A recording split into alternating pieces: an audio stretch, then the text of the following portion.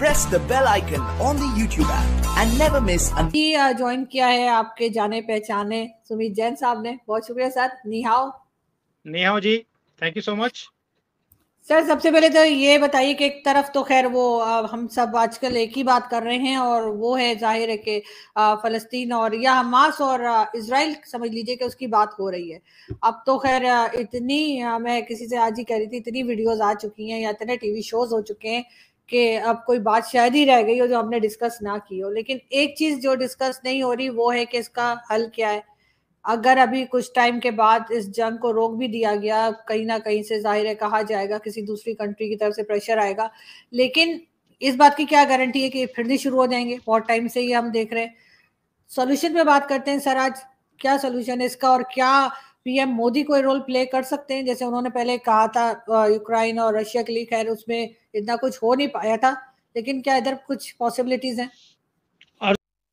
सभी को जय हिंद दोस्तों, आप सभी का हार्दिक स्वागत है जय हिंद रिएक्शंस पे। तो आज हम आपके लिए एक बहुत ही स्पेशल और एक इंटरेस्टिंग वीडियो लेकर आए हैं जिसमें आपको बहुत कुछ जानने को मिलेगा और जिसमें आप देखेंगे पाकिस्तान के मशहूर पत्रकार और हम सबकी चहेती आरजू काज़मी जी और उनके स्पेशल गेस्ट होंगे भारतीय एनालिस्ट सुमित जैन साहब, जो कि जबरदस्त नॉलेज रखते हैं और वो चाइना में रहते हैं। तो ये वीडियो बहुत इंटरेस्टिंग होगी, आपको बहुत कुछ जानने को मिलेगा। तो इसे अंत तक देखें और चैनल पर नए हैं तो चैनल को सब्सक्राइब कर दें ताकि हम आपके लिए लेटेस्ट इंटरेस्टिंग और इन्फॉर्मेटिव वीडियोस लाते रहें। तो चलिए साथ मिलकर ये वीडियो देखते हैं। जय हिंद, जय भारत।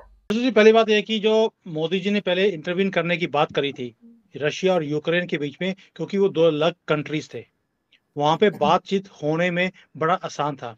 ये दो अलग कंट्रीज नहीं है, ये दो आइडियोलॉजीज हैं जो कि एक दूसरे से फाइट कर रही हैं। तो दोनों में बड़ा फर्क है। एक तरह से इजराइल का इंटरनल मैटर है। मोदी जी ऑफर कर सकते हैं कि यू वांट माय हेल्प, जो इन्होंने करी भी है। लेकिन जो वहां के जो प्रधानमंत्री हैं नेतन्याहू, उन्होंने ओपनली बोल दिया I do not want anybody's help, मैं ये चीज को अपने आप सॉल्व कर सकता हूँ। सॉल्व करने का तरीका क्या है? देखिए क्या होता है, जैसे पाकिस्तान है, पाकिस्तान भारत के अंदर प्रॉब्लम क्या है कि आपके वहां से नॉन स्टेट एक्टर्स है ना, जो आप बोलते हो कि आपकी आर्मी को पता नहीं होता कौन है, आपके हुक्मरानों को पता नहीं होता, आपकी कंट्री के मासूम जो लोग हैं मदरसा से पढ़े हुए, मदरसा वालों को पता नहीं होता ये नॉन स्टेट एक्टर्स कौन है जो हमारे कंट्री में आके उधम मचाते हैं। वही हाल वहां पर भी है कि अब पैलेस्टीन ने पहले तो बड़े भगड़े डाले, जब वहां जाकर उन्होंने इजराइल के लोगों को मारा तो बहुत ज्यादा इन्होंने पटाखे भी जलाए, ईरान के अंदर भी, दुनिया के अंदर भी, और पैलेस्टीन के अंदर तो बचे ही बचे। और जो लोगों को पकड़ के लेके आए थे उनके साथ क्या कुछ हाल किया है पैलेस्टीन के लोगों ने, हमास के लोगों के ने जो किया किया, पैलेस्टीन के लोगों ने भी किया। तो भगड़ डल रहे थे। और जैसे ही इजराइल ने उसी भाषा में जवाब देना शुरू किया तो इन्होंने रोना शुरू शुरू कर दिया। हल ऐसे नहीं निकलता है कि आप जो मर्जी करें, लेकिन जब आपके साथ वही हाल होता है, पिछवाड़े में बॉम्ब डाले जाते हैं, तो आपकी चू-चू निकलती है। अब इज़राइल नहीं छोड़ेगा। देखिए, एक हद होती है हर चीज़ की। आप बिना बात पे दूसरे को तंग करते रहो, उसी भाषा में जवाब इज़राइल को भी देना आता है, जैसे मोदी जी उसी भाषा में जवाब देते हैं अभी। सो ये जो आप बोलती है कि हल क्या है? हल ये है कि भई पैलेस्टीन वाले माँगते हैं कि नॉट पैलेस्टीन, हमास वाले लोग, जो वहाँ के मुसलमान, वो कहते हैं हमें अपनी अलग कंट्री चाहिए। मुसलमान को तो हर जगह में अपनी अलग कंट्री चाहिए। वो भी जहाँ पे आपको अलग कंट्री दी हुई थी, वहाँ पे आपने कौन से कोई चाँद घर क्रिएट कर दिया? वहाँ पे आपने क्यों कौन से चंद हम पंजाबी बोलते हैं, कौन सा चंद गुल खिलाया आपने?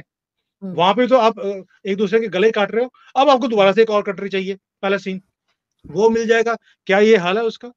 उसके बाद उनको इज़राइल भी चाहिए, क्योंकि यहूदी बैठे, यहूदियों को इन्होंने खत्म करना है, क्योंकि वो कहते हैं हमारे कुरान में लिखा है कि इन सबको जब तक खत्म नहीं होगा तब तक कुरान का झंडा नहीं गड़ेगा पूरी दुनिया में।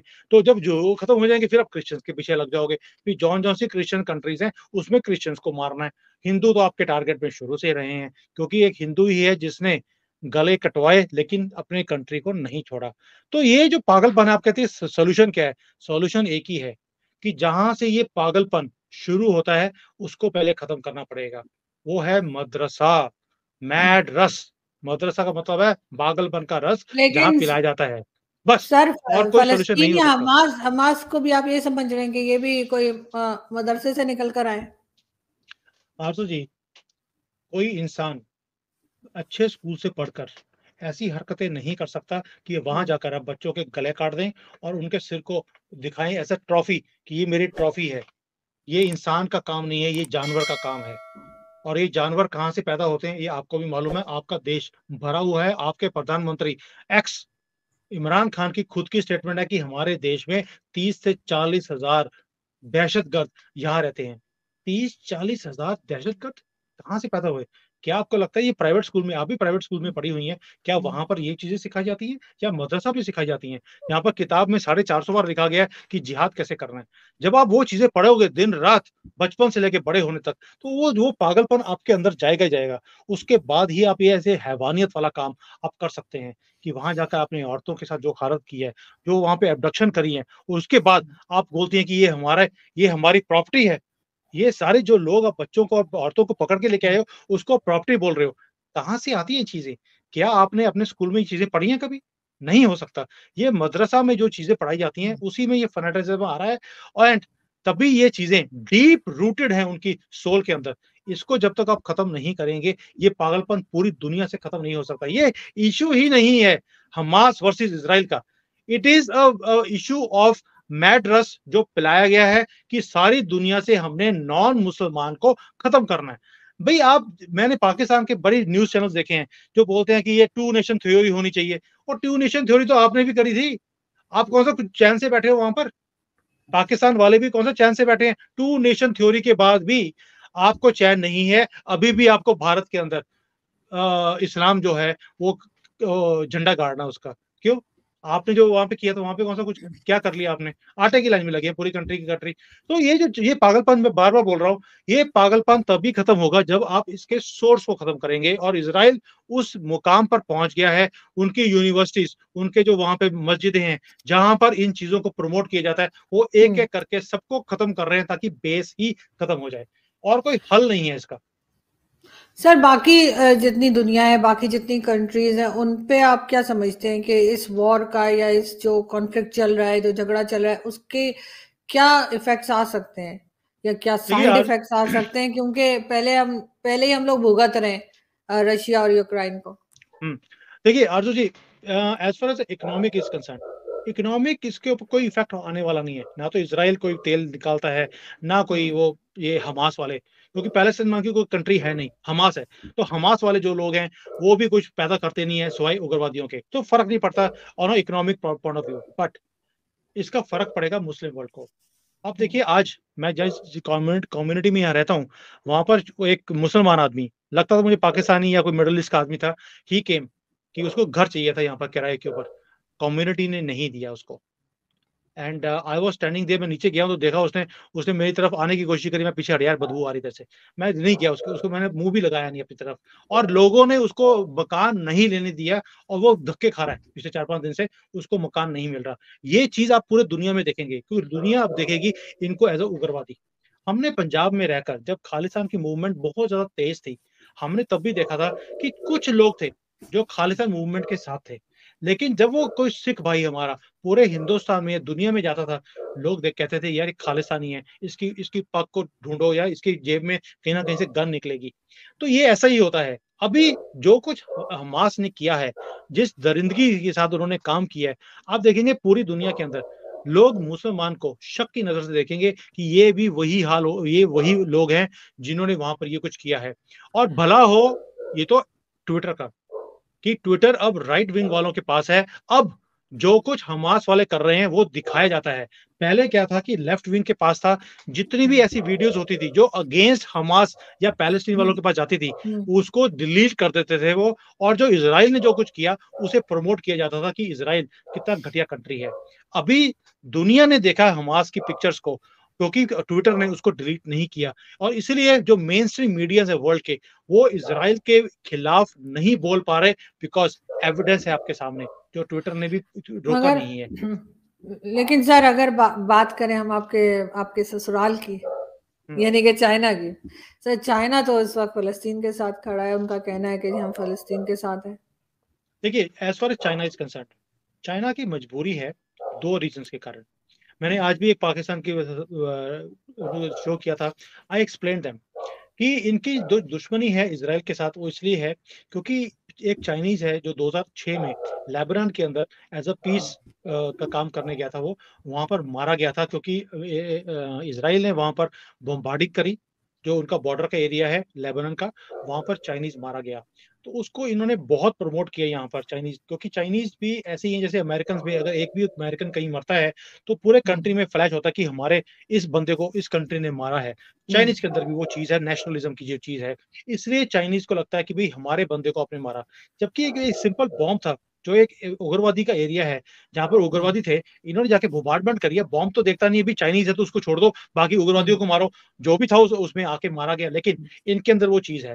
दूसरा एक और है कि जो इजराइल है वो है अमेरिका का दोस्त। तो जो भी अमेरिका का दोस्त होगा, चाइना उसे अपना दुश्मन मानता है। कि इजराइल आज स्ट्रांग है, दहाड़ रहा है, बिकॉज अमेरिका की बैकिंग है उसको। तो इसलिए वो इजराइल को एक दुश्मन कंट्री की तरह देखते हैं, जैसे वो अमेरिका को एज ए दुश्मन कंट्री देखते हैं। और कोई रीजन नहीं है कि भी ये हमास को सपोर्ट करे। So it is not by choice, it is because of the history and because of hatred for America. और कोई इशू नहीं है इनका। सर, इस सारी सिचुएशन में आप सऊदी अरब और अमेरिका के रोल को किस तरह देखते हैं? देखिए, अमेरिका ने तो सीधा बोला है कि we are ready to help you, जो भी आपको हेल्प चाहिए। भारत ने भी अपनी हेल्प दिखाई है। सऊदी अरेबिया ने थोड़ा सा आगे बढ़ने की कोशिश करी, लेकिन उसने बैक सीट ले लिया अभी आज की डेट में। अमेरिका भी अपने अगर सिक्योरिटी फोर्सेस को वहां भेज रहा है इजराइल के अंदर, तो इसलिए बिकॉज उसके अपने जो सिटीजन्स हैं उन्हें हमास वाले पकड़ के ले गए हैं। तो ये उनको हॉस्टेजेस को रिलीज करवाने के लिए गया है। ये इजराइल की वॉर के लिए नहीं गया। ये अपने सिटीजन्स को जैसे ही वो बाहर निकाल लेगा, अमेरिका भी बाहर निकल जाएगा। ये बाहर से सपोर्ट कर रहे हैं, जैसे उन्होंने अपने जैसे एयरक्राफ्ट कैरियर्स हैं, फाइटर प्लेन्स हैं, वो वहां भेज दिए समुद्र के अंदर। क्यों? क्योंकि वो चाहते नहीं है कि यहाँ से एक बहुत बड़ा वॉर शुरू हो जाए बिटवीन ईरान एंड इजराइल। उधर से इजिप्ट बीच में ना घुस जाए, सीरिया बीच में ना घुस जाए, लेबनान ना घुस जाए। तो अमेरिका ने एज ए प्रिकॉशनरी अपनी सपोर्ट भेज दी है वहां पर। सो ये तो हो गया अमेरिका का role. As far as Saudi is concerned, Saudi का पूरा इंटरेस्ट था कि इजराइल के साथ उनके रिलेशंस को नॉर्मल किया जाए, वहां पर डिप्लोमेटिक एक्सचेंजेस होनी शुरू हो जाएं, फ्लाइट्स आनी जानी शुरू हो जाएं।